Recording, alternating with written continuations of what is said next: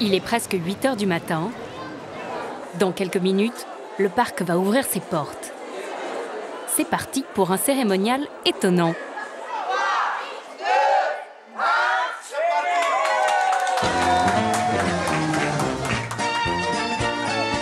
Chaque jour, c'est la ruée vers les attractions.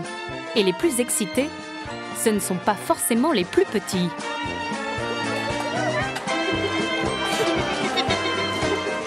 On va voir Tic et Tac. C'est pour eux qu'ils courent tous, les personnages des dessins animés avec lesquels on peut se faire prendre en photo. Mieux vaut arriver le plus vite possible pour éviter les files d'attente.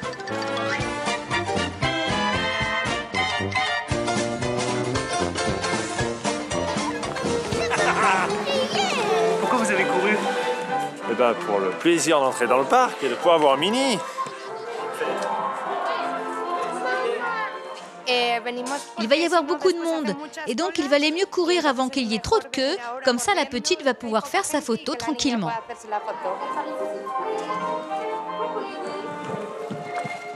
Et puis il y a aussi ceux qui se dépêchent, sans raison particulière. Pourquoi vous courez comme ça? J'en sais rien. Laurent, le manager opérationnel du parc, prend la température de la journée. Cette frénésie matinale ne l'étonne plus. Depuis le premier jour, ça a toujours été comme ça en fait. Les gens sont contents, ils veulent être les premiers, ils veulent voir le plus vite possible le plus de choses. Donc c'est normal. C'est un peu comme un skieur qui descendrait la piste le premier. Personne n'est passé avant. Je pense que c'est quelque part un peu le même plaisir. Quand t'as les parents qui arrivent avec la petite fille habillée en princesse, qui est toute contente, qui court comme ça, tu sais pourquoi tu te lèves le matin. Voilà, tu sais pourquoi tu bosses. Chaque année, 14 millions de personnes franchissent les portes de Disneyland Paris. C'est de loin le premier site touristique d'Europe. Entre sensations fortes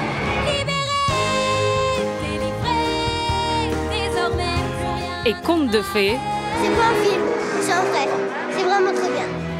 Certains vont même jusqu'à faire ici leur demande en mariage. Et je t'aime de tout mon cœur. Tu veux m'épouser? Mais avec ses 55 restaurants, Assiette chaude.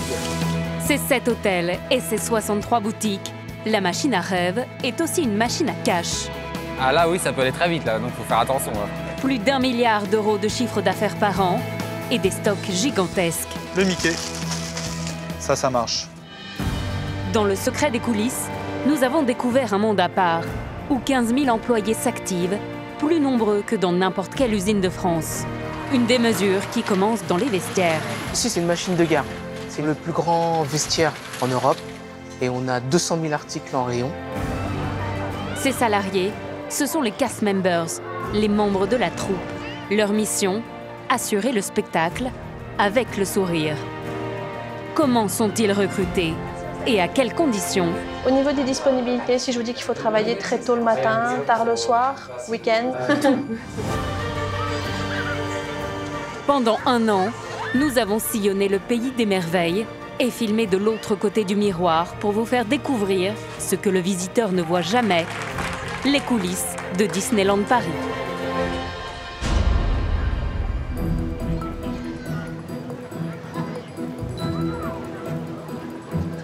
Aujourd'hui, comme tous les jours, 40 000 personnes s'apprêtent à franchir les guichets du parc d'attractions. C'est 4 fois plus que pour le château de Versailles. Parmi les visiteurs du jour, une famille venue de Bourges. Aurore et Arnaud ont offert une journée à Disneyland à leurs 2 enfants, Elina, 8 ans, et Mathéo, 11 ans. C'est leur cadeau d'anniversaire. C'est la première fois en famille, tout à fait. C'est l'anniversaire des 2 enfants, puisqu'ils sont nés tous les 2 au mois de juin. On a beau en parler, mais ça reste... ils ne se rendent pas compte de la grandeur, de ce qu'on va y trouver. Voilà, donc plein de surprises, des étoiles plein les yeux. Bon, alors... Tout droit. Tout droit, toujours tout droit. Aurore est employée de banque, Arnaud est couvreur. L'entrée du parc coûte 90 €. La famille s'est fixé un budget de 400 € pour la journée. Disneyland, les parents connaissent déjà. Ils sont venus lorsqu'ils étaient encore adolescents. Oh. Waouh. Mais pour les enfants, la surprise est totale. Dès l'entrée dans Main Street, la rue principale, tout est fait pour les transporter dans un monde féerique. Regarde le château, Nanette. Waouh!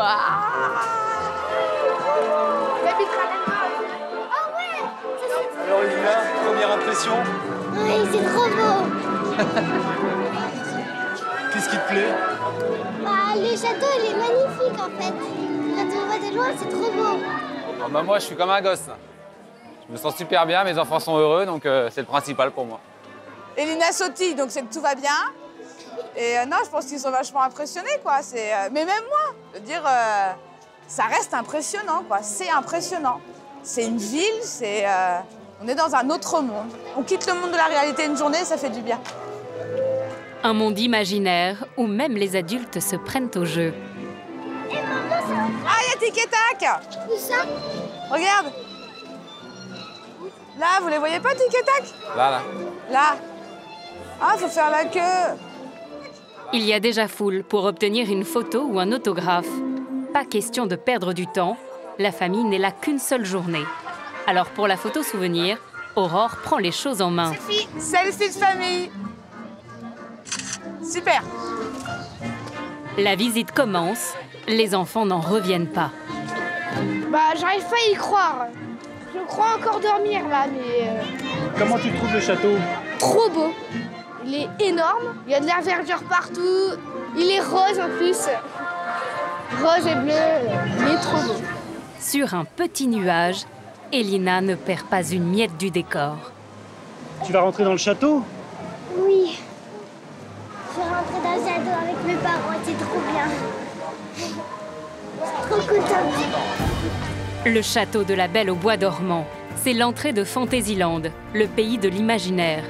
Les manèges s'inspirent des grands classiques de Disney, comme Alice au pays des merveilles avec ses tasses qui tournent et son labyrinthe, ou encore Dumbo l'éléphant volant et son petit train du cirque qui voyage à travers les paysages de contes de fées.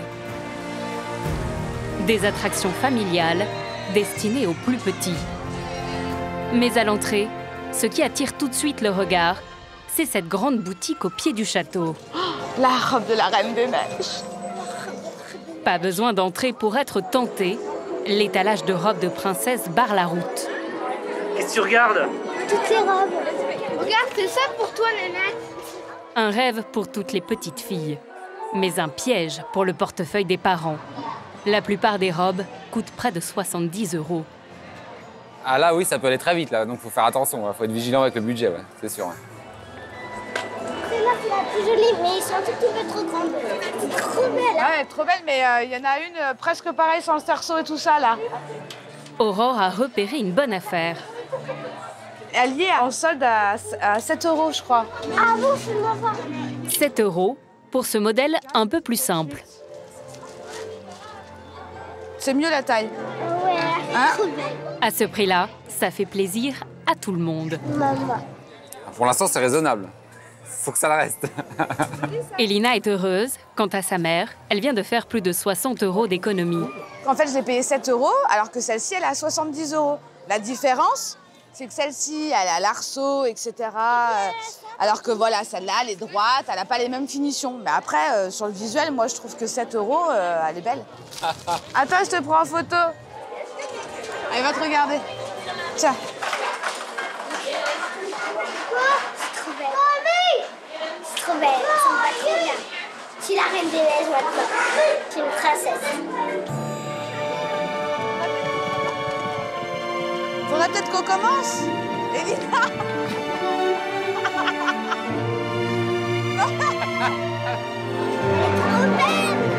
Elle déborde d'énergie, elle est toujours joyeuse, Elina. J'ai le sourire jusqu'aux yeux. Ouais. Elle sautille. Et ça va être ça toute la journée. Bon, allez, maintenant, faudrait peut-être qu'on commence les attractions, là. La maison des poupées est l'un des manèges les plus populaires du parc. Mais le problème chez Disney, c'est qu'il faut souvent faire la queue. En période d'affluence, certaines attractions sont prises d'assaut. Il faut patienter jusqu'à 1h20 pour certains manèges. Du coup, l'attente pour la maison des poupées paraît acceptable. Temps d'attente 20 minutes. Ah, ça, c'est le point noir. C'est pour ça qu'on n'est jamais venu avec les enfants avant, parce que s'il faut attendre 1 heure à chaque attraction, on a un enfant, enfin... Voilà, là, ils sont capables d'attendre 20 minutes à une attraction, mais après, plus petit, ça me paraît difficile. Après avoir pris son mal en patience, la famille embarque pour une excursion à travers un monde en miniature. Chaque pays est représenté par des poupées en tenue traditionnelle et en fond sonore, une mélodie particulièrement entêtante. Succès garanti auprès des plus jeunes. C'est vraiment trop beau. J'adore mes parents. C'est les meilleurs parents du monde entier. C'est trop bien. Maintenant, on va se diriger vers le spectacle de la Reine des Neiges, donc je pense que là... La Reine des Neiges. Pour lui ressembler, toutes les petites filles choisissent la même robe bleue. C'est l'héroïne du dessin animé le plus populaire et le plus rentable de tous les temps. 2 Oscars, plus d'1 milliard d'euros de recettes et des produits dérivés qui se vendent à la pelle. La Reine des Neiges est aujourd'hui la grande star de Disney, notamment grâce à cette chanson à laquelle personne n'a pu échapper.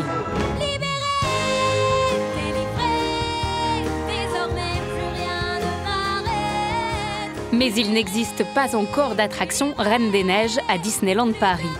Alors pour surfer sur le succès de son blockbuster, le parc a créé une comédie musicale sur mesure. Sur cette scène, les vedettes du spectacle La Reine des Neiges commencent leur journée marathon en douceur.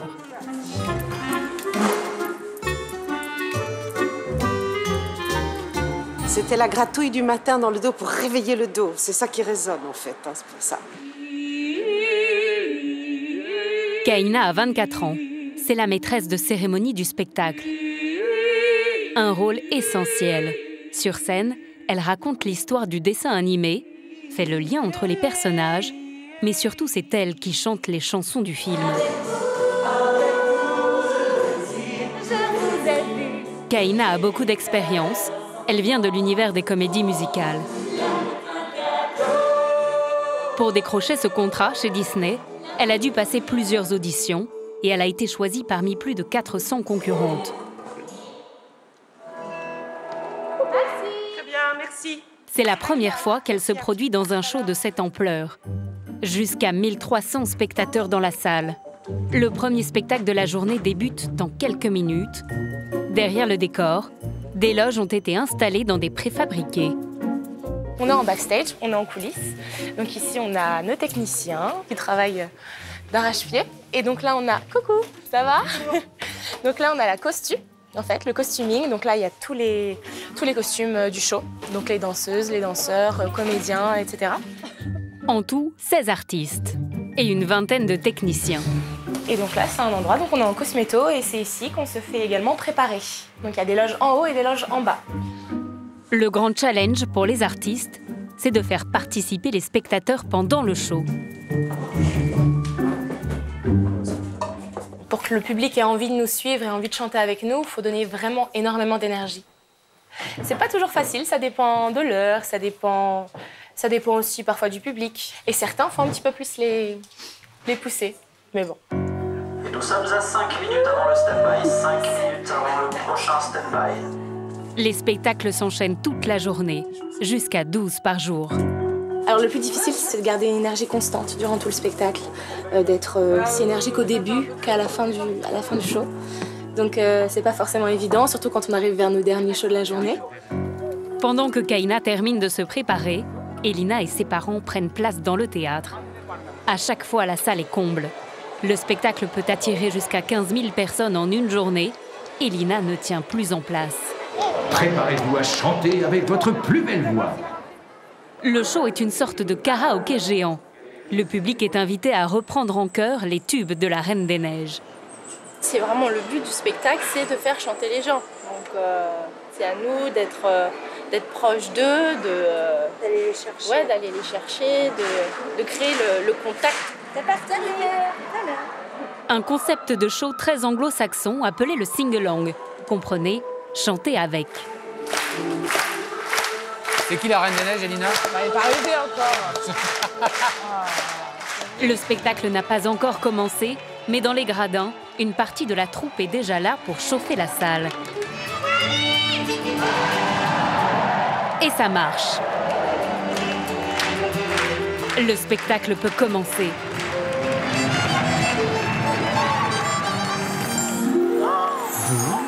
Bonjour à tous, bienvenue. Et c'est à Kaina de maintenir l'ambiance. Bienvenue. Merci d'être venus si nombreux à notre festival d'hiver. Sur scène, on retrouve tous les personnages du film. Je t'aime, Anna. Moi aussi, je t'aime, Elsa. La Reine des Neiges et sa sœur Anna, ainsi qu'Olaf, le bonhomme de neige. Yeah. Et j'aime les gros câlins. Mais la vraie star, c'est Kaina, la maîtresse de cérémonie. Elle porte tout le spectacle sur ses épaules. Ne vous inquiétez pas, princesse Anna. Nous allons répéter avec notre nouvelle chorale. Vous connaissez la chanson préférée de la reine Elsa? C'est elle aussi qui chante le tube planétaire. Je suis sûre que c'est aussi votre chanson préférée. Alors chantez-la aussi fort que possible et faites les mouvements. C'est le temps fort du spectacle. Toute la troupe encourage le public à reprendre la chanson du film. Tout semble insignifiant. La tristesse, l'angoisse et la peur m'ont quitté depuis longtemps. Les micros circulent dans le public, les enfants chantent.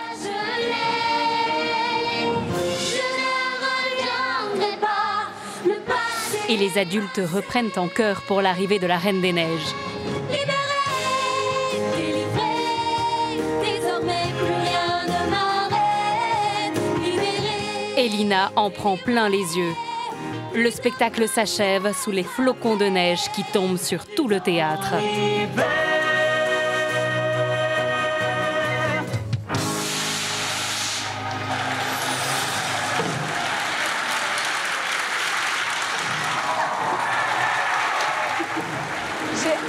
C'était trop bien. T'as chanté? Oui. C'est comment par rapport au dessin animé? Enfin, c'est beaucoup mieux. C'est en vrai, c'est en réalité, c'est pas un film, c'est en vrai. C'est vraiment très bien. En coulisses, les artistes ont à peine une demi-heure pour souffler avant la prochaine représentation.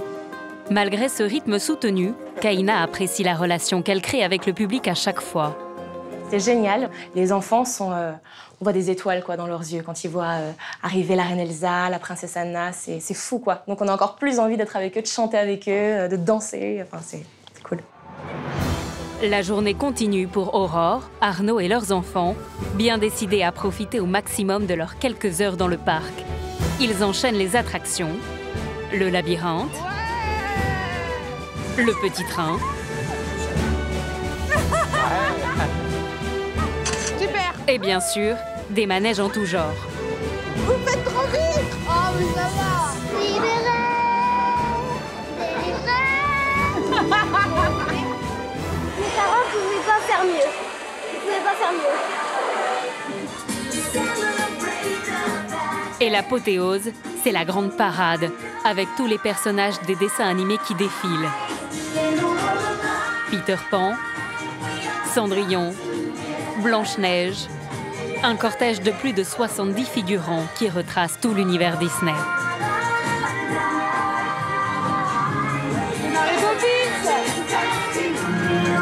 Mickey et Minnie. Même Aurore et Arnaud retombent en enfance. On a l'impression d'être dans un dessin animé, quoi. C'est génial. On est dans un autre monde. Cet univers déconnecté de la réalité prend vie grâce à une armée de 15 000 employés.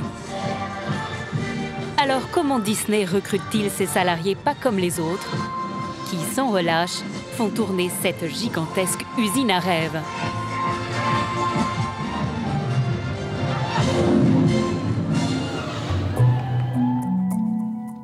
Notre voyage dans l'envers du décor commence à 500 km du parc, à Lyon.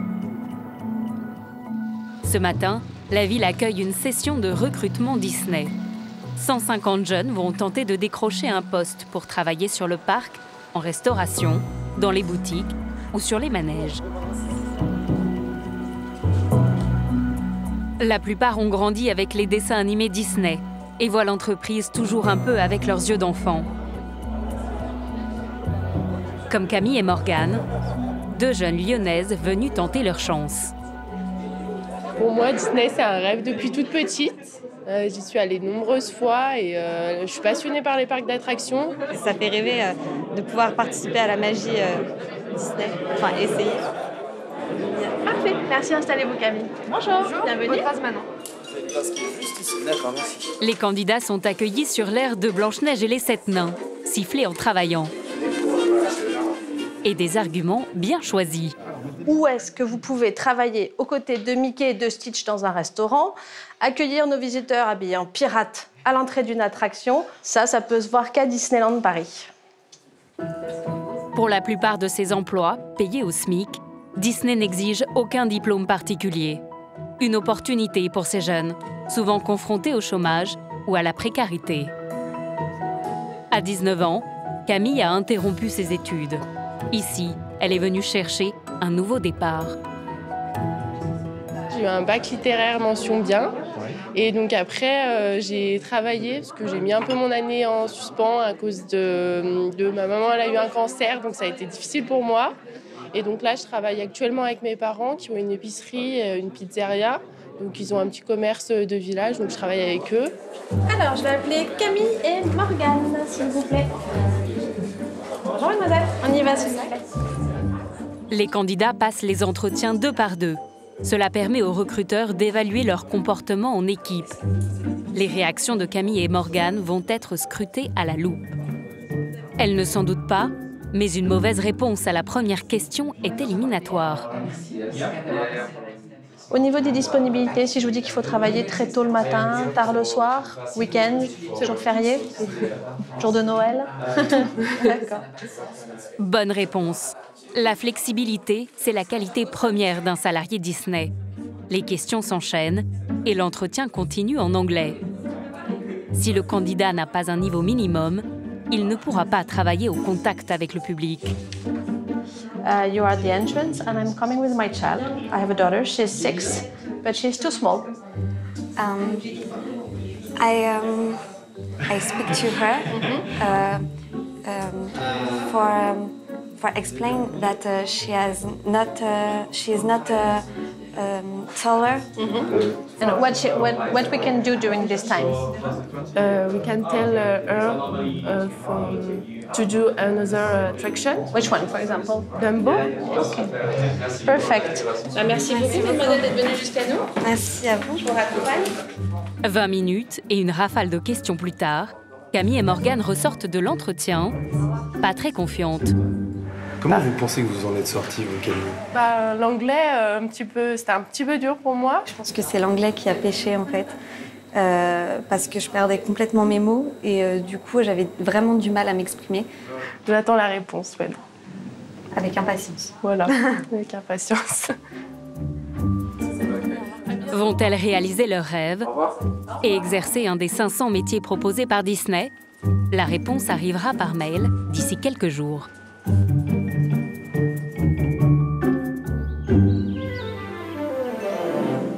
Certains employés de Disneyland font parfois carrière dans des domaines surprenants. Dans ce petit village, à quelques kilomètres de Marne-la-Vallée, vit un passionné des Indiens d'Amérique, Cédric, 32 ans.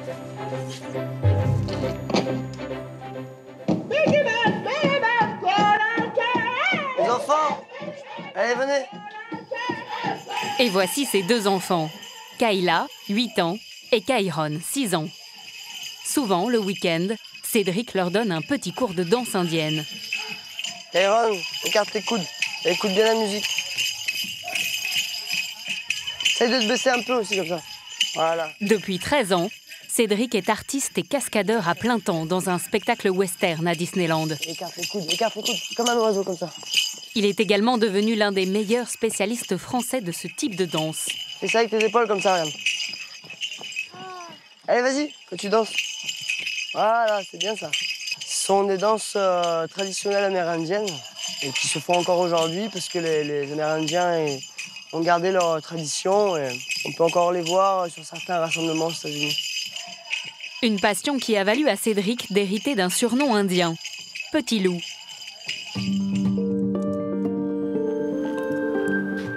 Le voici à 8 ans, dans son tout premier costume confectionné par son père.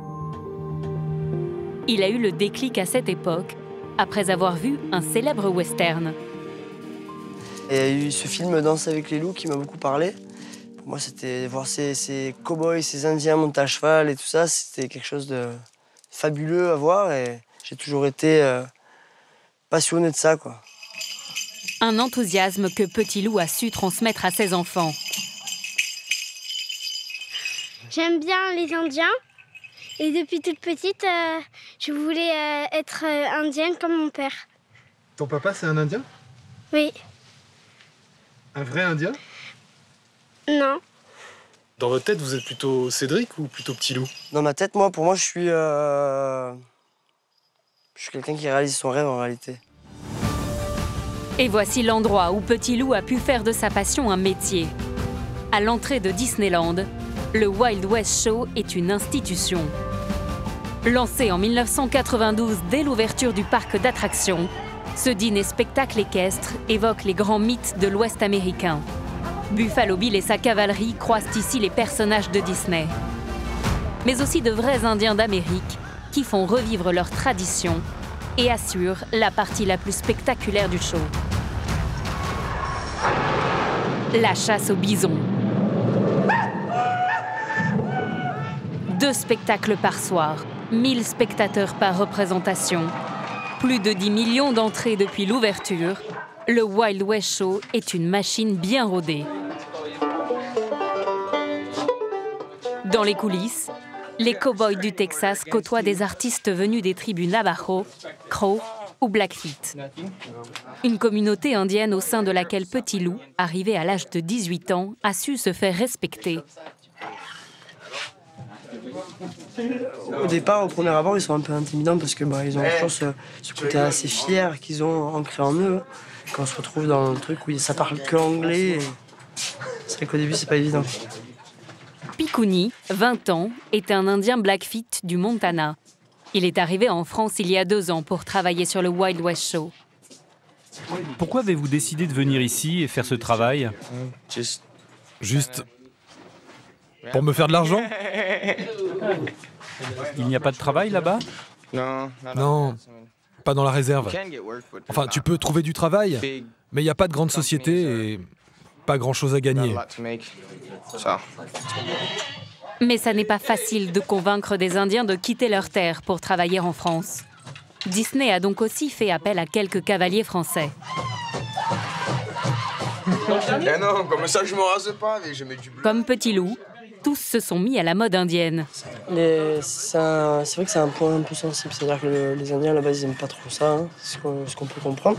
Mais à partir du moment où ils voient des Français qui font ça en respectant leur culture et qui font pas ça comme on voit dans les films d'Hollywood de l'époque, tout se passe bien. C'est pas un problème pour moi. Ils ont tous l'air contents d'incarner des Indiens d'Amérique. Pour moi, ils ont l'air heureux de faire leur job. S'ils veulent se déguiser en Indien, c'est OK pour moi. Ça ne me dérange pas. Ce matin, Petit Loup va s'entraîner avec Picouni pour le tableau le plus dangereux du spectacle, la chasse au bison. Tu as peur? Ouais, j'ai un peu peur, ouais. Après 13 ans de show, le Français fait figure de vétéran. C'est même lui qui est devenu responsable de l'entraînement de tous les cascadeurs indiens. Aujourd'hui, il va apprendre à Picouni à tenir le poste le plus périlleux du spectacle, celui du guerrier qui déclenche la chasse en fonçant sur les bisons. Là, ça fait quelques années que je suis ici, donc le travail, je le connais, et je suis là pour les former, et de façon à ce que tout se passe bien niveau sécurité, et qu'ils se fassent pas mal, et qu'ils prennent confiance en eux aussi, et que tout se passe bien. Tout va bien, il est là depuis plus longtemps que moi, donc il sait ce qu'il fait. La première fois que j'ai fait la chasse, il était là. Il vaut mieux apprendre avec quelqu'un qui sait vraiment ce qu'il fait. Les bisons sont des animaux sauvages qui ne peuvent jamais être domestiqués. Même Picouni, indien Blackfeet, est un peu nerveux. Eh, ça va mec, c'est facile, c'est juste que j'ai pas envie de courir. Ils sont dingues ces bisons. Mais ça devrait aller. Les 8 bisons déboulent sur la piste. Le plus gros d'entre eux, le mâle dominant, pèse près de 800 kilos.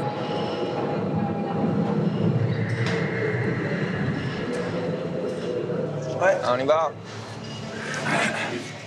Les 3 chasseurs doivent d'abord repousser le troupeau au fond de la Seine.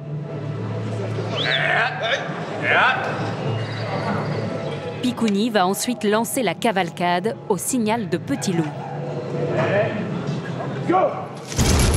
Il se jette sur eux.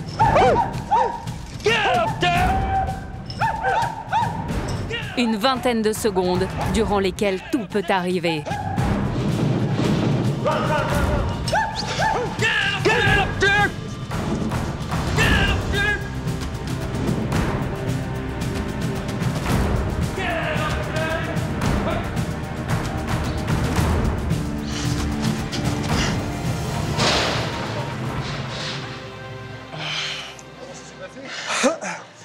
Ça s'est bien passé. Là, jusqu'on a vu que au moment où moi je reviens à cet endroit-là, normalement la porte elle est déjà ouverte. Et il y a eu un petit retard, donc du coup on s'est un peu demandé ce qui se passait, mais ça s'est bien passé au final. S'il arrive quoi que ce soit, c'est pour nous. Pour n'importe lequel d'entre nous. Quand tu cours, tu es vraiment avec eux. Tu peux te prendre un coup de sabot si tu es trop près. Il manque encore quelques entraînements à Picouni pour affronter les bisons sur scène. Quant à Petit Loup, il va bientôt avoir de nouveaux cascadeurs à former.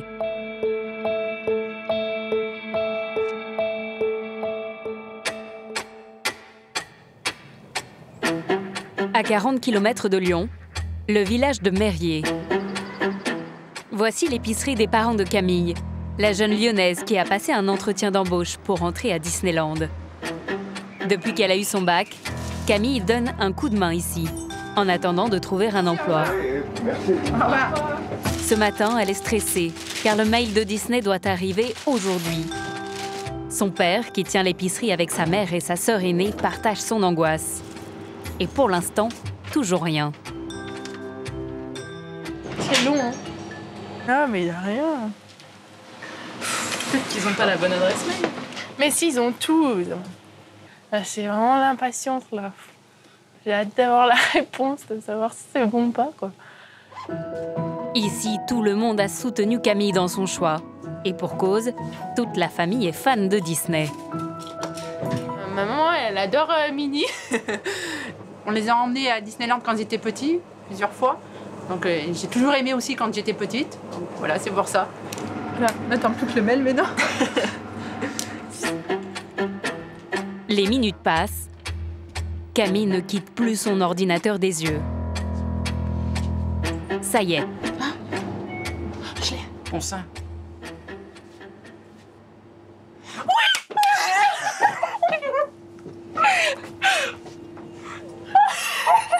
Bravo. Tu mérites. Tu le mérites, ma fille. Super. Camille vient d'apprendre qu'elle est embauchée à Disneyland en CDI. C'est trop beau. C'est un rêve qui va se réaliser, quoi. Je suis trop, ouais, je suis super contente. Camille va bientôt quitter le cocon familial et rejoindre le parc d'attractions pour suivre sa vocation. Quelques jours plus tard, en gare de Marne-la-Vallée, un TGV arrive en provenance de Lyon. Camille est accompagnée de ses parents. Ils sont venus l'aider à s'installer. Comment tu te sens ce matin? Excitée un petit peu. Ça fait tout bizarre et tout d'arriver. Bah, c'est le grand jour, quoi. Loin de son petit village, voici le nouveau cadre de vie de Camille. Là où il n'y avait que des champs, une ville champignon a poussé et elle s'étend tous les jours. Son nom, Val d'Europe. 30 000 habitants aujourd'hui, dont beaucoup de salariés Disney. Ils vivent dans des quartiers dont l'architecture imite à la fois Paris, New York ou l'Italie. Comme tous les nouveaux employés qui viennent de loin, Camille va être hébergée dans un immeuble entièrement géré par Disney, à 3 km du parc. Une sorte de résidence étudiante où vivent 400 salariés de toutes nationalités. Alors on va faire la paperasserie très rapidement. Les règles y sont très strictes. Le responsable de la résidence annonce tout de suite la couleur. Pour les invités, tu as le droit à une personne par jour. Cette personne, tu en es responsable. Quel que soit l'invité que tu as, personne n'est autorisé à dormir dans l'appartement. Okay, le contrat de location, il est pour toi.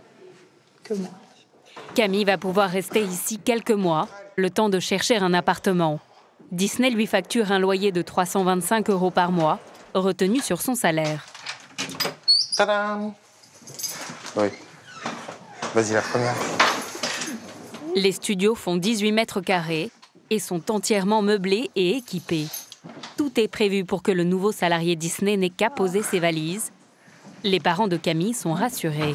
Impeccable. Ici, Camille ne pourra pas compter sur les autres locataires pour se changer les idées. Ils travaillent tous chez Disney. À commencer par sa voisine de palier, que Camille connaît déjà. C'est Morgane, qui avait passé le recrutement avec elle à Lyon. Elle aussi a été embauchée en contrat à durée indéterminée. Au moins, il y a quelqu'un que je connais. Elle va m'expliquer et tout si je suis perdue, des trucs comme ça. Moi, ça fait 10 jours, là. Comment ça se passe? Ça se passe bien. Ça se passe très bien. Il y a beaucoup d'informations à avoir. Il y a beaucoup de papiers à remplir. Et ça se passe bien. Voilà. Bon, bah voilà, hein, je vais faire mes bagages. À tout à l'heure. À tout à l'heure. C'est l'heure du départ pour les parents de Camille. Travaille bien. Et puis à très bientôt. La jeune femme quitte sa famille pour la première fois. Je t'aime fort.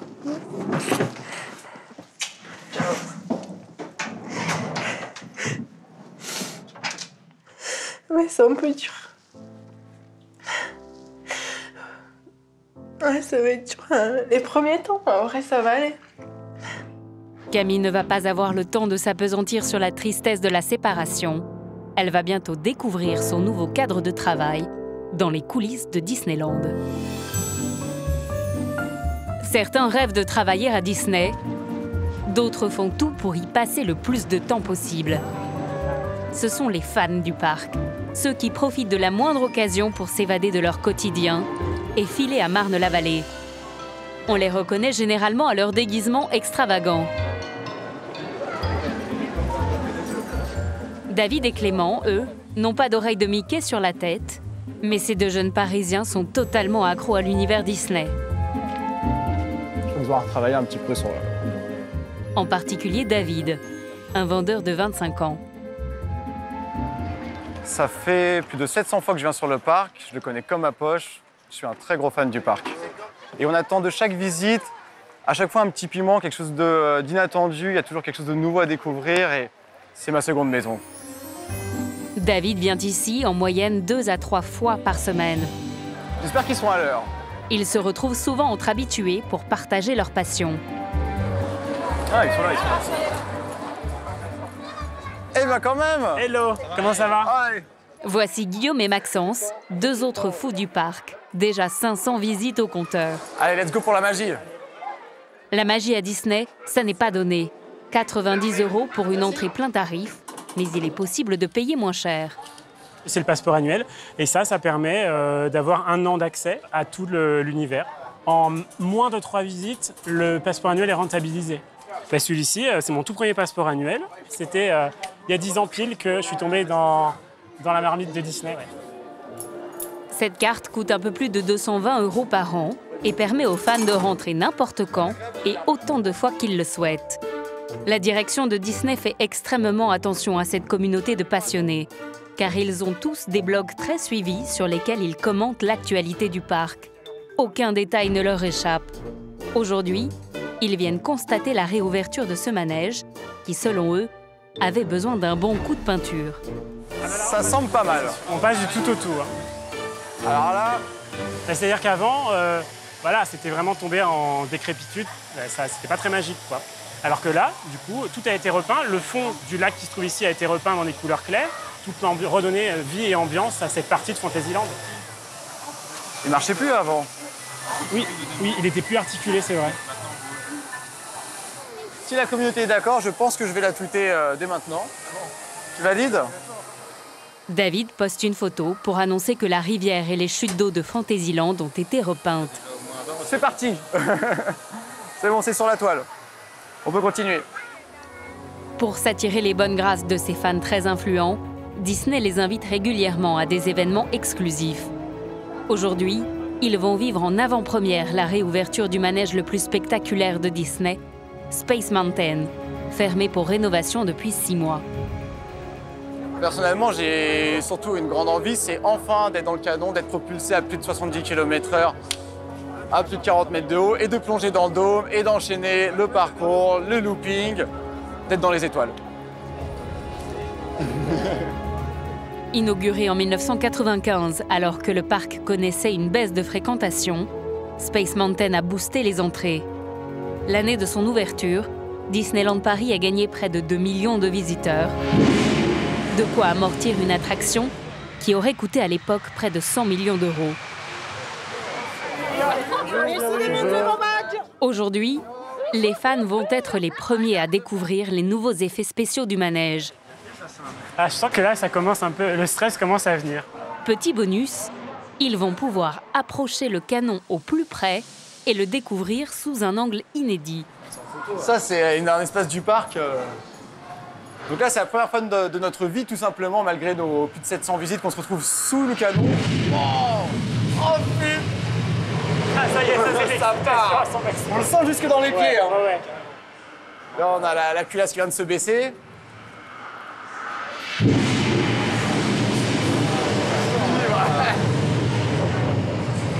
C'est sac. Bon, bah, ça donne envie, quoi. Il n'y a plus qu'à. Il n'y a plus qu'à. Pendant 1 heure, une quarantaine de fans invités par Disney vont avoir Space Mountain rien que pour eux. Le grand public devra attendre le lendemain pour le découvrir. Enfin, on est sur le quai d'embarquement. Ça fait 6 mois qu'on n'a pas pu fouler la gare mythique. La gare de Space, ouais. Pour David, l'émotion va vite céder la place à l'adrénaline.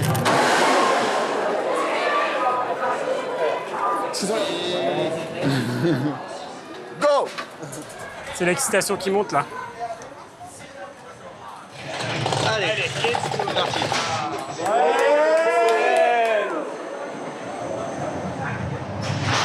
On serre bien les harnais. Et pendant le catapultage, on explose. De 0 à 70 km/h, en moins de 2 secondes. Le système est dérivé des catapultes utilisées sur les porte-avions.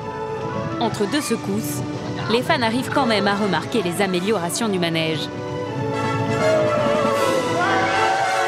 Les éclairages et les effets spéciaux ont été totalement rénovés. La petite bande apprécie. Après 1 km de parcours avalé à une vitesse de pointe de 75 km/h, c'est la rentrée dans l'atmosphère. Le vol spatial dure à peine 2 minutes.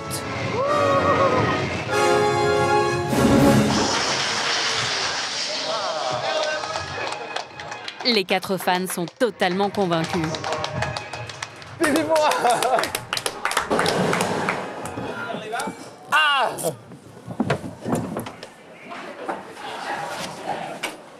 Oh, moi j'y retourne tout de suite, hein. Franchement. Ouais, les météorites sont beaucoup plus visibles, on a vraiment l'impression de frôler les astéroïdes en fait, donc c'est beaucoup plus parlant. Il faut le refaire, il faut un second avis, on n'a pas vraiment apprécié encore à sa juste valeur. Bon, faut plus, faut que je sois sûr de mon avis. Tu fasses toutes les places. Opération communication réussie, de quoi entretenir la flamme et inciter les fans à dire du bien de la nouvelle attraction. Côté coulisses, à quelques centaines de mètres du parc, Camille entame son premier jour de travail. Première étape, l'université Disney, le centre de formation maison. Passage obligé pour tous les nouveaux salariés. Bonjour. Bienvenue à l'université Disney. Bienvenue aussi à Disneyland Paris. Je pourrais même rajouter bienvenue au sein de Walt Disney Company. Vous allez le voir ici dans ce guide. Vous avez le langage Disney, ce qu'on appelle aussi le jargon Disney, avec différents termes comme cast member, membre de la troupe, tout simplement parce que nous sommes une entreprise de spectacle. Alors, des employés appelés cast members. Les visiteurs ne sont pas de vulgaires clients, mais des guests. Guest qui veut dire invité. Quant au parc, il est séparé en 2 parties, comme au théâtre. On dit qu'on travaille face aux visiteurs on stage. En français? Sur scène. Sur scène, tout simplement. Backstage, c'est-à-dire nos coulisses. Voilà. Et que ce soit sur scène ou en coulisses, les membres de la troupe devront travailler avec le sourire, car ils ont une mission, rendre heureux. Et tous les jours, ce qu'on veut voir chez nos visiteurs, c'est de la joie, du bonheur. Alors, qu'est-ce qui pourrait rendre cette journée encore un peu plus magique? Pour pimenter la session, les nouvelles recrues ont droit à la visite surprise du grand patron en personne. Mickey! Alors là, tu vois? Et le bisou, voilà. Et il leur a amené un cadeau, le badge inscrit à leur prénom. C'est ce qui matérialise leur entrée dans l'entreprise. À partir d'aujourd'hui, les cast members ne le quitteront plus. Merci Mickey. Ça y est, il est là. Je suis trop contente. En plus, c'est Mickey qui me l'a remis, alors c'est un symbole. Waouh, ça fait chaud au cœur. Et à bientôt. À bientôt. Camille est désormais un membre de la troupe à part entière. Il est temps de découvrir les secrets de son nouveau métier. Le lendemain matin, Camille va prendre son poste dans les coulisses qui s'étendent tout autour du parc, à l'insu des touristes. Une zone immense, plus grande que le parc lui-même. Totalement interdite au public. Elle est surnommée Cast Memberland, le pays des cast members. C'est une vraie petite ville, avec son dédale de rue, ses panneaux de signalisation étranges et ses dizaines d'entrepôts. Les coulisses sont tellement étendues que plusieurs lignes de bus ont été créées pour que les 15 000 salariés puissent circuler facilement.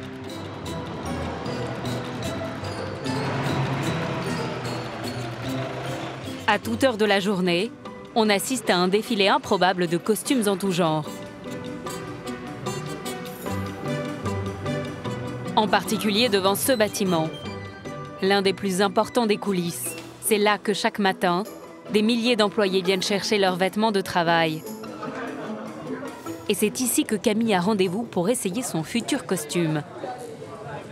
Le bâtiment Imagination est l'endroit où les cast members rentrent dans la peau du personnage qu'ils vont devoir incarner toute la journée. On y croise tous les styles et toutes les époques, du pirate au serveur ou au cocher du 19e siècle. Ça fait bizarre. Quand on arrive, c'est immense et tout. Ouais, on se sent vraiment dedans. Et on ne voit pas tout ça, en fait. En tant que visiteur, on ne pense pas qu'il y a énormément de choses derrière. Et donc, du coup, quand on le découvre, c'est vraiment... ça fait quelque chose, quoi. On se dit, waouh, il y a tant de monde et c'est vraiment énorme, quoi. Camille va travailler dans une partie du parc dédiée à l'aventure et à l'exotisme. Mais elle ne sait pas encore à quoi ressemblera son costume. Bonjour, enchantée. Bonjour, bienvenue à Imagination. Merci. Alors, tu vas travailler où, Camille? Au Temple du Péril. Temple du Péril. Bon, suis-moi. Je vais te donner ton costume. Dans ces allées, les penderies s'alignent sur des centaines de mètres. C'est la plus grande garde-robe de toute l'Europe. En tout, plus de 200 000 articles impeccablement rangés par taille et par univers pour déguiser quotidiennement tous les salariés qui sont en contact avec le public. Tu m'as dit taille 3 tout à l'heure, oui, c'est ouais, ça? Taille Voilà. 3. Ok, taille 3. En haute saison, on doit habiller 4500 personnes. Et en basse saison, on doit en habiller à peu près dans les 3500. Tous les jours. Waouh. Voilà. C'est énorme. Tous les costumes ont été pensés jusqu'au plus petit détail. Comme à l'armée, interdiction pour le cast member d'apporter la moindre variation à son uniforme. Donc là, par exemple, vous avez les cravates de tous les managers et les assistants managers de la restauration, ainsi que des boutiques. Ça, ce sont les charlottes que portent les femmes de chambre du Disneyland Hotel. Du coup, elles sont vraiment dans le thème de l'hôtel, qui est le thème victorien. Pour son premier jour, Camille est chouchoutée et peut donc tranquillement essayer son nouveau costume. Mais il va falloir qu'elle se familiarise très vite avec le système. L'entrepôt fonctionne comme un self-service où tout a été rationalisé. Les cast members viennent eux-mêmes retirer ce dont ils ont besoin. Chaque vêtement possède une puce et est scanné à la sortie. À la fin de la journée, les employés jettent leurs costumes sales dans ces guichets. Ils tombent sur des tapis roulants, direction une laverie géante. Les vêtements reviennent propres. Puis grâce à un système de rails et d'aiguillage qui parcourt tout l'entrepôt, ils sont expédiés vers leurs emplacements respectifs où les salariés viendront les récupérer le lendemain. Et c'est comme ça tous les jours. Alors, on t'a amené un 42 longueur 5, tu nous dis si ça va ou pas, sinon on te le change aussi. Camille découvre son uniforme, un costume d'exploratrice. Ah oui. Ah, j'aime bien. Hein. Ah, ça fait bien. Waouh. Avec les chaussures et tout, ça va bien. Voilà, bah là, je suis prête. Hein. Je peux commencer, là. Tiens, Camille. Une petite touche finale pour parfaire la ressemblance avec Indiana Jones. Voilà. Franchement. Je suis dans le personnage. Là, t'es dans le personnage, t'es dans le thème. T'as le chapeau. Ah ouais, là. Là, c'est pas pareil. C'est magnifique, ça lui va très bien. Camille est équipée de la tête aux pieds. Direction le parc. Elle va découvrir l'attraction qui sera son lieu de travail. C'est la première fois qu'elle circule seule dans les coulisses. Tout ce qu'elle sait, c'est qu'elle doit descendre à l'arrêt de bus des pirates.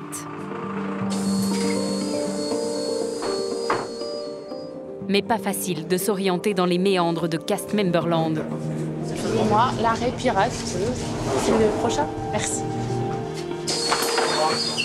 Au revoir. Tout autour du parc, la route circule à travers les coulisses et on peut y croiser de drôles d'usagers. C'est impressionnant, hein? Les chevaux qui passent. À chaque arrêt de bus correspond une entrée discrète sur le parc. Elle permet aux cast members de déboucher directement dans l'univers où ils sont affectés. Pas question qu'un salarié en costume d'aventurier circule au pays des princesses. Derrière cette porte, c'est Adventureland, le pays des explorateurs, des pirates et de l'exotisme. Le nouveau territoire de Camille. Moi, je me rappelle quand j'étais enfant, je voyais les cast members avec leurs costumes et tout, et je me disais un jour ça sera moi, et ça y est quoi, c'est moi. Donc non, c'est plutôt une fierté, moi je dirais. Camille va travailler sur l'attraction la plus spectaculaire d'Adventureland, le Temple du Péril. Des montagnes russes qui serpentent à 20 mètres de hauteur, autour des ruines d'un temple hindou, un univers inspiré des aventures d'Indiana Jones. C'est le tout premier manège Disney à avoir intégré un looping dans son tracé. Camille devra en connaître tous les rouages.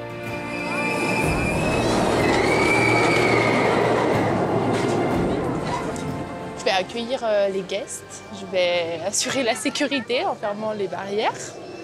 Et après, j'ai plein d'autres responsabilités, je pense, que je vais découvrir par la suite. Demain, Camille va vivre sa première journée au contact du public et se confronter pour la première fois au Temple du Péril, l'une des attractions de Disneyland qui attire le plus de visiteurs.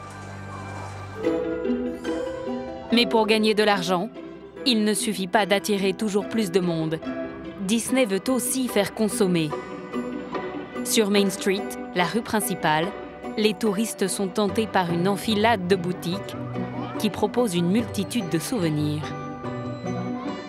De la statue en plâtre de Bambi à 259 € jusqu'au château de la Belle au bois dormant et ses cristaux insérés à la main à 37 500 €, toutes les folies sont permises. Au début de la rue, voici le premier magasin qu'aperçoivent les visiteurs en arrivant. Flora est une boutique unique à Disney. Sa décoration et son offre changent au gré des saisons. À la caisse, ça ne s'arrête jamais. En moyenne, chaque visiteur dépense un peu plus de 50 € sur le parc, entre les souvenirs et la restauration. Les best-sellers du magasin restent l'incontournable peluche de Mickey à 18 € et les oreilles de Minnie à 14 €. Celle qui règne sur cette frénésie de consommation, c'est Laurence, la responsable du magasin.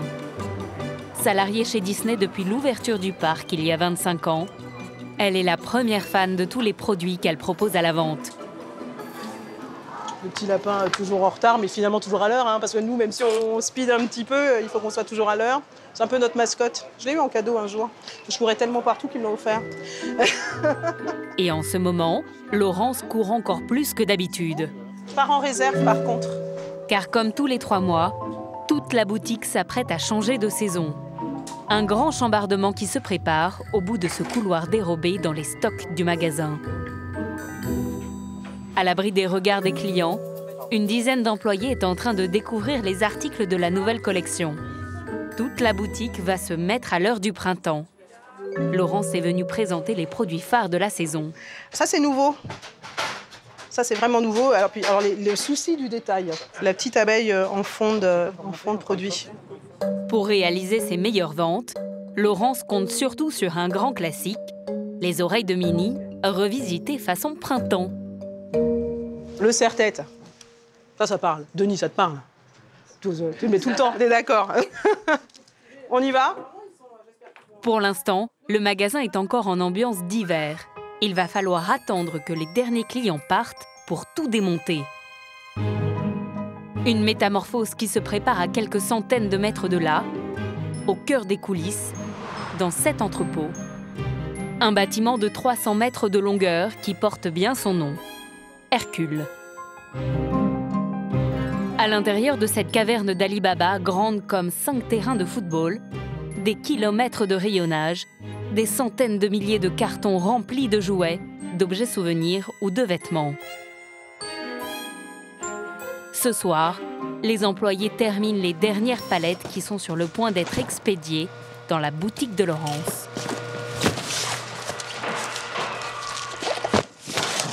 Là, on est sur une seule boutique. La petite couverture Mickey, en souvenir. Là, on est environ sur 300 couvertures qu'on va envoyer sur une seule boutique. On parle seulement d'une seule boutique. Chaque année, Cyril, le responsable de l'entrepôt, envoie plus de 27 millions d'objets sur les boutiques du parc. Pour un chiffre d'affaires qui, lui, reste top secret.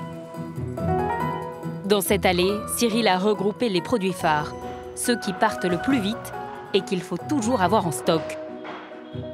Donc là, on est sur la zone des 50 meilleures ventes en boutique. Un fort volume. On va y retrouver des peluches. On va y retrouver des jouets, beaucoup de jouets, bien sûr, en ciblant enfants. Toujours en succès depuis plusieurs années encore, depuis 2 ans maintenant. Tous les produits Reine des Neiges. Non, ça marche. Ça marche. Parmi les best-sellers du moment, ces sacs, ces sabres laser, sans oublier le produit numéro 1 des ventes. On a notre personnage principal, le Mickey. Le Mickey qu'on va retrouver ici. Ça se vend bien. C'est le produit qui part, c'est le souvenir qu'on va ramener des parcs. Cette peluche-là, on va retrouver dans la chambre de chaque enfant en Europe et partout dans le monde. Là, en stock sur du Mickey comme ça, j'en ai environ 3000 d'avance, sachant qu'on est rapprovisionné tout au long de l'année sur ce type de produit-là. Pendant que les employés d'Hercule préparent les dernières livraisons pour la boutique Flora, la nuit tombe sur le parc. Mais pour les vendeurs du magasin, la journée est loin d'être terminée. Ils doivent maintenant vider intégralement les rayons de tous leurs produits. Tout doit être parti pour demain. Donc, on enlève tout maintenant. Une course contre la montre s'engage. Elle va durer toute la nuit. Pour transformer le magasin de fond en comble, une armée de cast members est mobilisée. Et les présentoirs sont réaménagés pour accueillir la nouvelle collection. Non, rien à improviser. Tout est préparé en amont depuis un certain temps d'ailleurs. À l'extérieur, bonsoir. Un balai de camionnettes commence à acheminer les livraisons en provenance de l'entrepôt géant. Des dizaines de cartons qu'il faut maintenant déballer et mettre en rayon.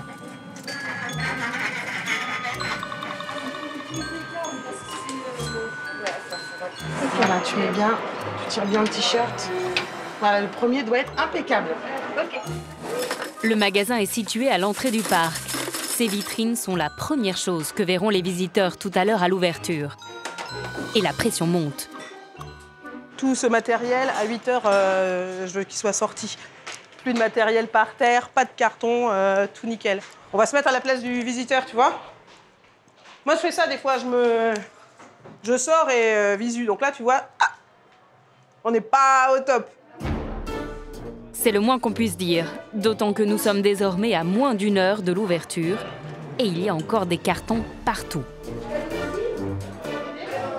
On est censé inviter le guest à être dans un univers magique. On ne peut pas lui montrer les coulisses, c'est pas possible. Ça part. Le timing se resserre, hein. Ouais, 5 minutes avant l'ouverture du parc. Et regardez comme il s'en passe des choses en 5 minutes. Le chantier va miraculeusement être nettoyé dans les toutes dernières secondes. Il est 8 heures, le parc est ouvert, tout le monde. Donc on va aller voir un petit peu ce qui se passe. Dehors, comme tous les jours, c'est la ruée. Mais ce n'est pas pour faire du shopping que les premiers visiteurs piquent leur sprint matinal. Ça y est, Mickey est debout. Il est tout là-bas.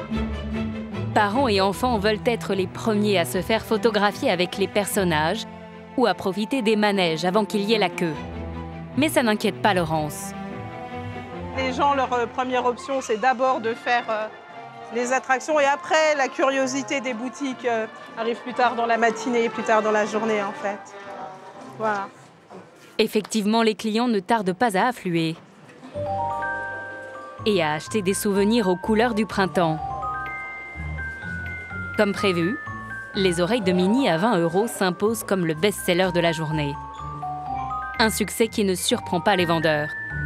Voilà, on fait top vente parce que c'est Minnie qui est accessoirisée en printemps. Donc le but, c'est aussi que nos guests puissent vivre leur journée.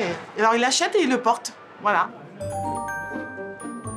Entre les ventes des produits dans les magasins, la restauration et les hôtels, le parc affiche un chiffre d'affaires de 1,3 milliard d'euros en 2015.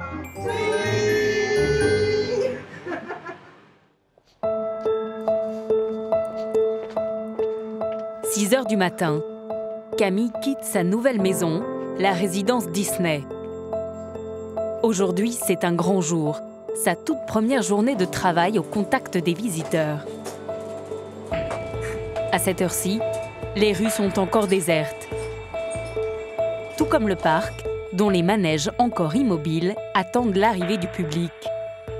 Camille va découvrir les coulisses du Temple du Péril, une attraction dont elle devra connaître tous les secrets.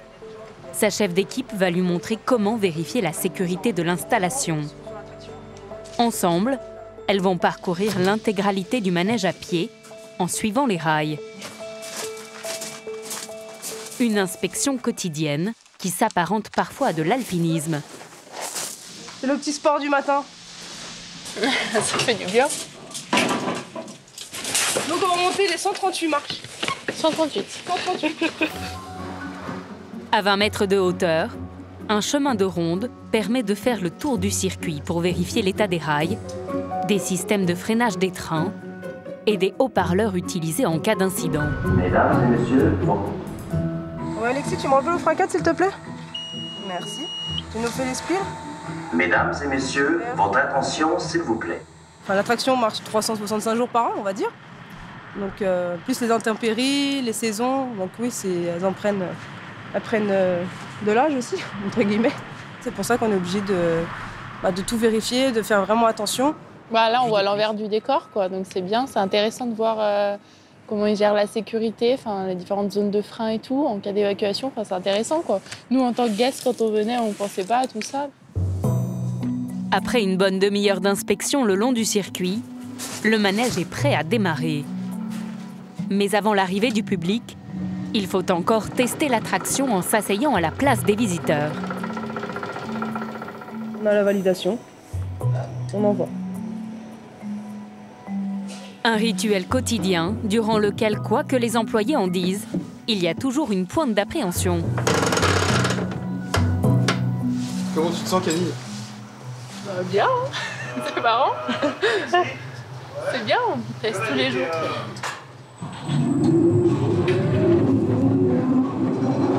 Elles vont maintenant se mesurer au Temple du Péril.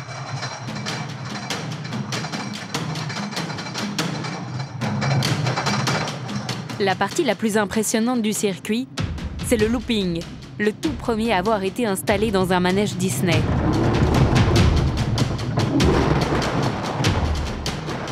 C'est grâce à lui que près de 25 ans après sa construction, le Temple du Péril reste une attraction très prisée des amateurs de sensations fortes.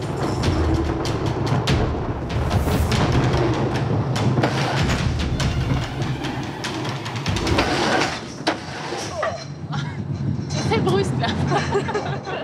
L'inspection est terminée. Le manège est prêt à recevoir ses premiers visiteurs. Ça réveille à peu près. Ouais. C'est un tour gratuit en plus. Ah oui, c'est bien ça aussi. C'est un lifting gratuit. C'est un bon lifting. Il est à peine 8 h du matin. Les premiers visiteurs, ceux qui dorment dans les hôtels Disney, sont déjà là. Une dernière retouche costume. Ouais, parfait. Et Camille entre en scène. Ça fait bizarre, mais c'est bien. Il y a plein dedans là. Ah là, t'es dans, dans le vif du sujet. Ça y est, c'est parti là. Ça y est, ouais, on est lancé. On est lancé. C'est parti pour une journée qui ne connaîtra pas de temps mort. Bonjour. Et pour un début, Camille va se montrer étonnamment à l'aise. 3B1, number 1 and number 2, please. Bonjour. Numéro 1. Je vous laisserai enlever les oreilles, par contre, de Mini, ça sera mieux. Sourire aux lèvres et dans toutes les langues. 4, 5 y 6, por favor. Ça va, je me débrouille. C'est bien. Numéro 1, s'il vous plaît. Camille assure, sous le regard approbateur de sa chef d'équipe. Parce que là, elle a l'air à l'aise, déjà. Elle n'est pas timide. Elle va vers le visiteur, donc c'est ce qui est primordial pour nous. Donc c'est parfait, ça se passe super bien. Ça va? Good job. Validé. Validé pour le broker. Ouais, c'est parfait. Camille fait désormais partie de l'équipe du Temple du Péril, l'un des manèges les plus spectaculaires du parc. En période de pointe, elle pourra accueillir plus de 1000 visiteurs par heure.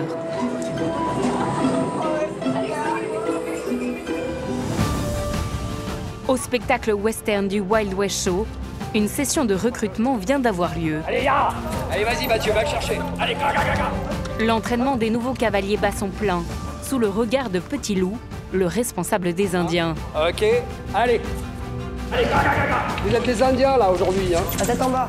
Ces cascadeurs français doivent apprendre à monter à cru comme de véritables guerriers des plaines. Un apprentissage douloureux. C'est surprenant, mais c'est les risques du métier. Allez, nickel. Profite dans le virage de faire ton pied d'appel. 1, 2, et hop, tu sautes derrière. Mais pour devenir un Indien, la maîtrise technique ne suffit pas. Ça, c'est une belle cascade. Merci, Richard. Le plus difficile pour Petit Loup, c'est de leur enseigner la gestuelle, la bonne attitude. On va mettre la musique là-bas, on ferme la loge. On ferme la loge, on reste. Personne ne te verra. D'accord, ça marche. Benoît est une des nouvelles recrues sélectionnées pour tenir le rôle d'un Indien. J'ai posé mes affaires là. À cheval, il fait illusion. Mais il va aussi devoir danser comme un guerrier pendant le spectacle. Et dans ce domaine, il part de loin. Tu sais faire ça? Ben, c'est pareil, sauf que tu rebondis avec tes pieds à chaque fois. Non, la pointe du pied. C'est que la pointe du pied? Ouais. Tac, tac, tac, tac. Après, il faut que tout ton corps il suive, quoi. Les coudes en arrière. Après, regarde, tu vas faire comme si tu avais la lance pendant le spectacle. Ouais. Bon, c'est un bout de bois, mais... Cette danse, Petit Loup l'a apprise au contact de ses amis Blackfeet. Il est même devenu l'un des meilleurs performeurs français de danse indienne. Ouais. Benoît a un peu de mal à suivre. Alors, fais pas ça parce que là, ça fait trop Hollywood, quoi. D'accord, ouais. Faut que ça soit naturel. Après, tu peux tu fléchis un peu plus les jambes. Il faut que tu te dises que quand un Indien il danse, il appelle les esprits un petit peu. En fait, il se met dans la peau d'un chasseur ou d'un guerrier, ou tu vois. Donc du coup, il va regarder un peu les traces au sol. Ah bah, il y a Picconi, regarde. Je ferme la porte? Non, frère. Tu peux rester et l'aider à s'entraîner à danser. Picconi, le guerrier Blackfeet, arrive en renfort. Tu peux lui montrer quelques pas? Plutôt la danse traditionnelle? Oui, traditionnelle. Traditional steps. Tu vois?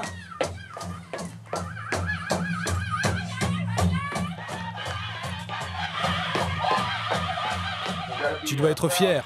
Fier d'être un Indien d'Amérique. Bah, déjà, il arrive à avoir le pas de base, mais maintenant il faut qu'il se décoince et qu'il se lâche. C'est pas convaincu? Non, je suis pas... On verra. Peut-être une fois d'être dedans en costume, avec les autres autour. Voilà, on va être plus dans le personnage. Du coup, on va pouvoir s'imprégner un peu plus du personnage. Et voilà. Benoît ne va pas attendre longtemps pour plonger dans le grand bain. Ce soir, c'est son tout premier spectacle aux côtés de Petit Loup et d'une solide troupe d'Indiens.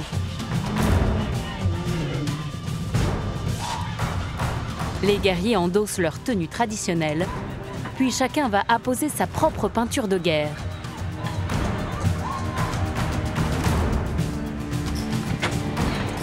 Pour les véritables Indiens du spectacle, c'est un maquillage qu'ils tiennent souvent de leurs ancêtres. Éclatez-vous! Ce soir, Petit Loup et Benoît sont accompagnés de 4 Français et 4 Indiens. Cassez la baraque et ramenez des scalps! Mais avec les lumières, les maquillages et les costumes, difficile de faire la différence.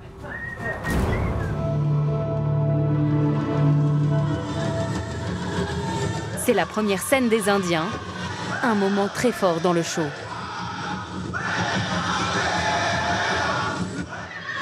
Une scène de danse rituelle durant laquelle Petit Loup va garder un œil sur Benoît. Avec ses peintures de guerre, sa lance et son bouclier, le nouvel Indien fait bonne figure. Quant à Petit Loup, il est dans son élément.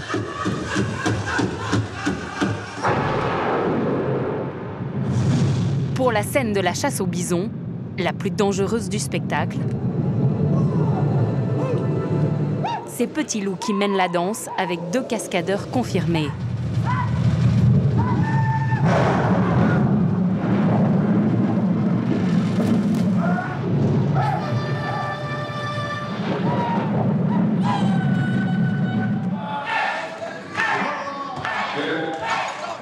Durant près d'1 heure et demie, le Wild West Show va enchaîner les numéros de voltige et les compétitions entre cow-boys et indiens. Accru sur son pur sang, Petit Loup enchaîne les cascades devant 1000 spectateurs chauffés à bloc.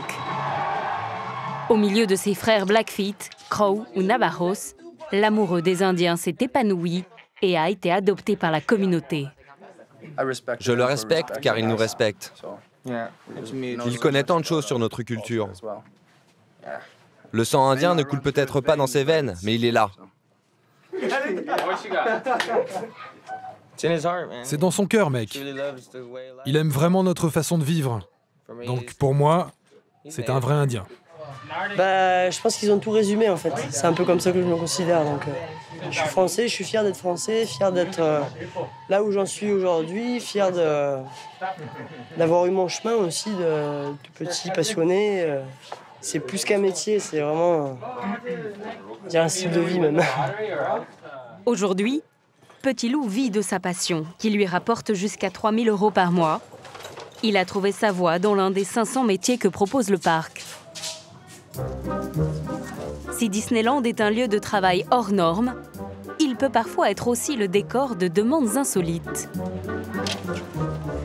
Sur le parking d'un des hôtels du parc, Michael et Manon arrivent tout juste de Belgique. Le jeune couple est venu ici en week-end avec Marie, la petite sœur de Manon. Mais en fait, Michael a un plan secret. Il veut demander sa belle en mariage à Disneyland. Et il a contacté les équipes du parc pour l'aider à réaliser son projet.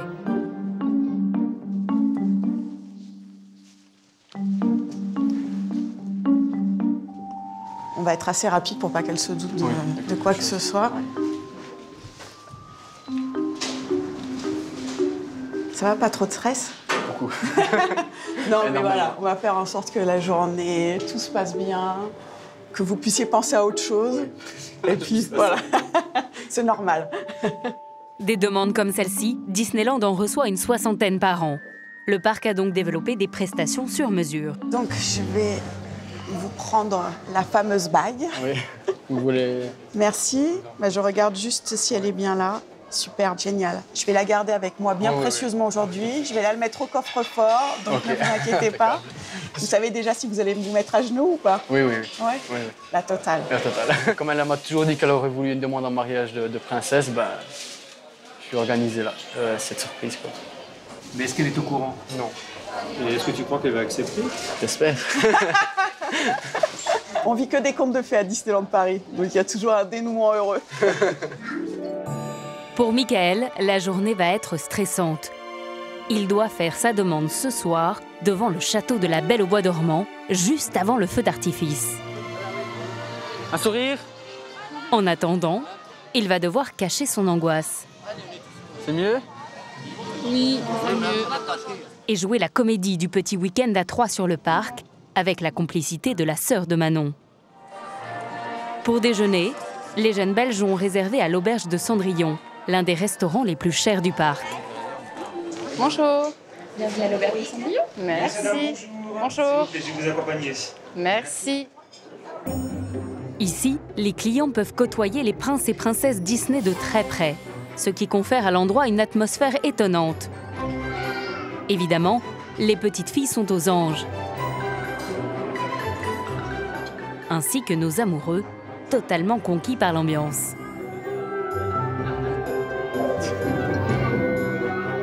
Pendant que les princesses signent des autographes à tour de bras, en cuisine, c'est le coup de feu. Anthony, la 35! Il est midi. La brigade de l'auberge, qui n'a rien à envier à celle d'un grand restaurant, tourne à plein régime. On enlève, assiette chaude. Un ballet orchestré par le chef Bruno Boulanger. Ok, merci. 20 ans de cuisine chez Disney. On est à 395 couverts. Pour tenir la moyenne de 400 couverts par jour sans sacrifier la qualité, le chef veille au grain. On enlève. Allez, go, vous allez à 84. Il y a une couille dans les produits. Là. T'as fait goûter les sauces? Non. J'ai goûté tout à l'heure, oui. Tout à l'heure, elles étaient... Garde. Nico, ta sauce champagne, reprends ton bac et refais-moi bouillir. Allez, on enlève, s'il vous plaît. Là. Alors, clairement, sur l'auberge de Cendrillon, on est sur un concept haut de gamme. On propose un menu adulte à 69 €, donc le client est en attente d'avoir des produits de qualité. On a la Saint-Jacques qui est un produit un peu plus qualitatif. On a un médaillon de veau aussi qui est servi avec des tagliatelles fraîches. On a eu également une salade fermière avec du magret de canard, des œufs pochés. Donc voilà, c'est à peu près les produits qu'on a actuellement sur l'auberge avec les desserts que vous pouvez voir juste à côté. Une série de pâtisseries en hommage à la princesse qui a donné son nom au restaurant. On a accentué notre thématique justement sur le personnage de Cendrillon et principalement sur les desserts. Au niveau des desserts adultes, on a intégré ce nouveau dessert qui symbolise le coussin de Cendrillon sur lequel la pantoufle est apportée. Et à côté, on a vraiment l'emblème de Cendrillon, c'est-à-dire la pantoufle de Cendrillon dans lequel on dresse une mousse au chocolat. Allez, on enlève. Avec un menu à près de 70 €, l'auberge de Cendrillon est presque aussi chère qu'un restaurant étoilé. Quant à la qualité des plats, les clients, comme nos deux amoureux belges, sont davantage fascinés par ce qu'il se passe dans la salle que par le contenu de leurs assiettes.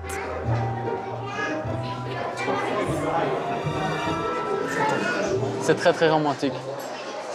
Les serveuses. Les princesses. Oui, les princesses qui servent. J'en ai une à côté de moi aussi, donc... Dites ma princesse. Pour le moment, Manon ne se doute de rien. La journée continue et le couple enchaîne les attractions.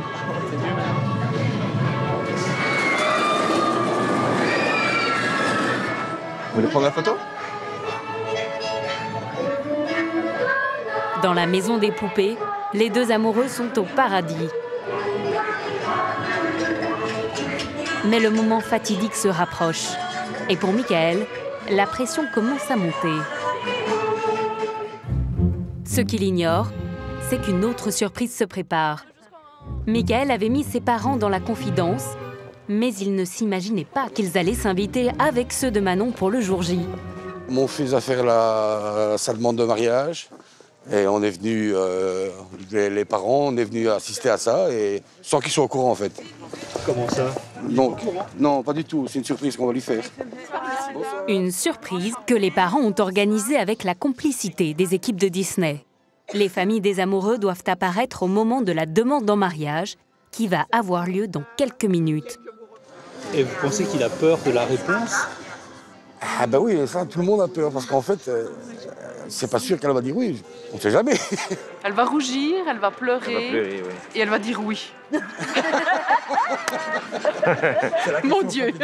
Si elle dit non, reprends la route. Alors.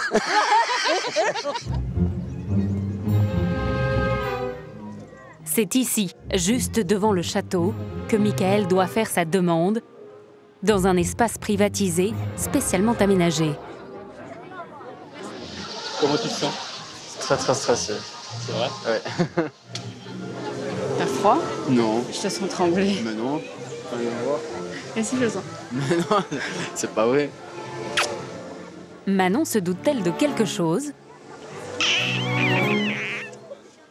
Au pied du mur, Michael vacille. Tout le monde est désormais suspendu à ses lèvres. Mon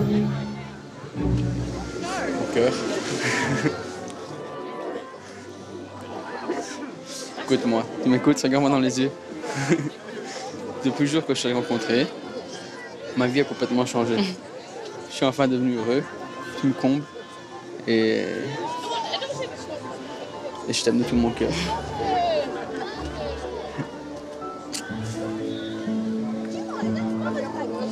Tu veux m'épouser?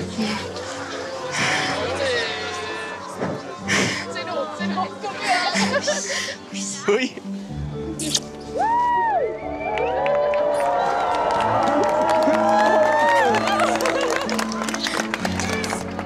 C'est quoi ça? Merci. Qu'est-ce que vous faites là? Je croyais qu'on allait te laisser faire ça tout seul, hein? Elle a dit oui. Elle a dit oui. T'es rassuré maintenant? T'imaginais pas qu'on allait venir, hein? Waouh! C'est pas du chic, hein? Ouais. Elle est belle. Ouais, elle est belle. Je pensais pas que c'était possible. Alors, vous êtes content? Ouais, super. Bah oui, je suis content. En plus, elle a dit oui, donc c'est magnifique. Maintenant, il est à moi pour la vie.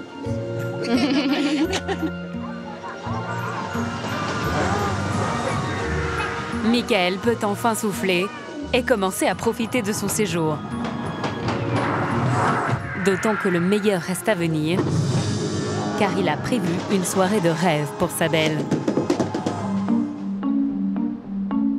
À l'hôtel, dans la chambre réservée pour les amoureux, un fleuriste a été réquisitionné pour décorer les lieux. Et ce n'est pas tout. Anthony est en train d'installer les dernières compositions florales dans la chambre. Des petites fraises, ouais. Ils ont une bouteille de champagne, il y a un coffret avec des articles qu'ils pourront utiliser le jour de leur mariage.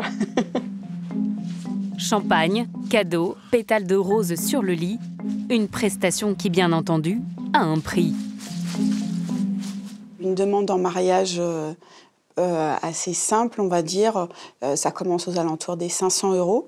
Et puis après, c'est nos limites. Donc on a des clients qui ont dépensé vraiment très très cher. Donc là, on est sur des budgets à plusieurs dizaines de milliers d'euros. Dernière touche de romantisme dans la salle de bain. Et un chemin de pétales de rose qui mène jusqu'à la porte de la chambre. Merci. De rien. Vous avez encore des petites surprises qui vous attendent. Vous avez la clé de la chambre? Ah bon?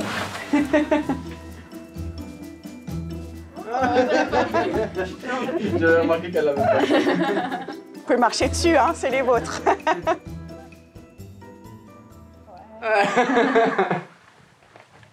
Super, magnifique.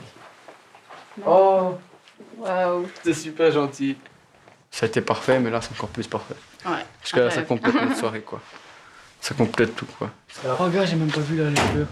Ah ouais, je l'ai pas vu non plus. Super. C'est beau. Ouais.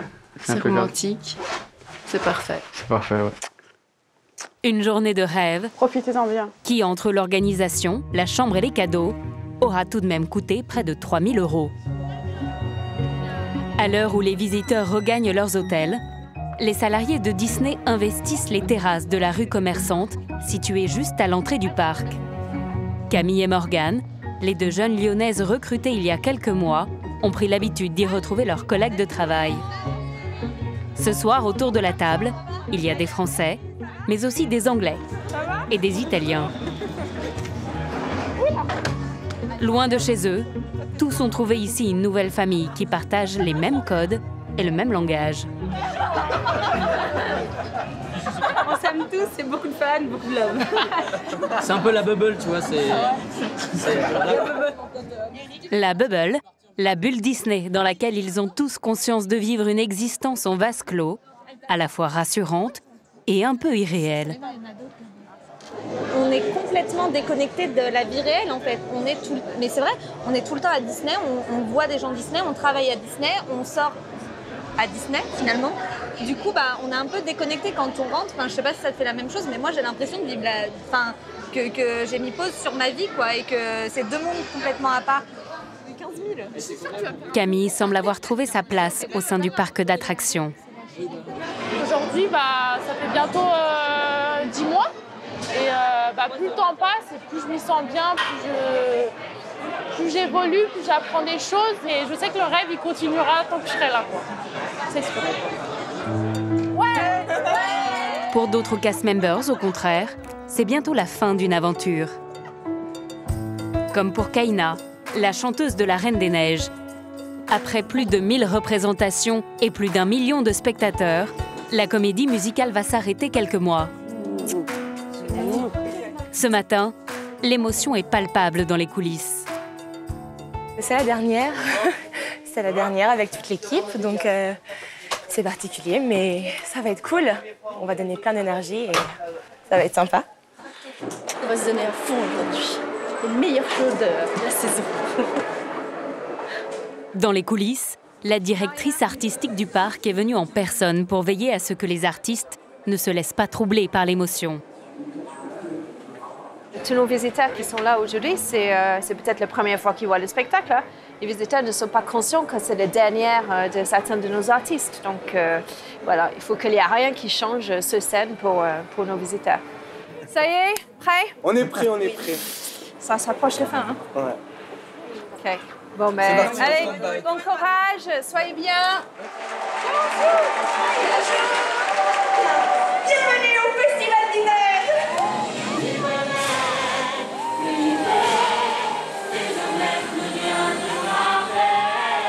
Durant 18 minutes, les cast members déroulent le show une dernière fois.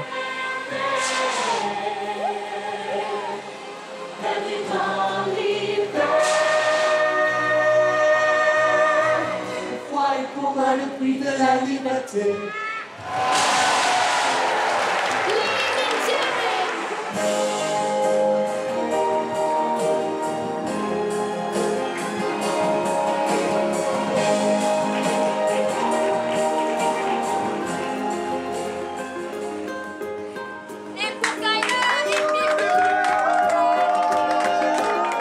Kaina, la maîtresse de cérémonie, est au centre de toutes les attentions.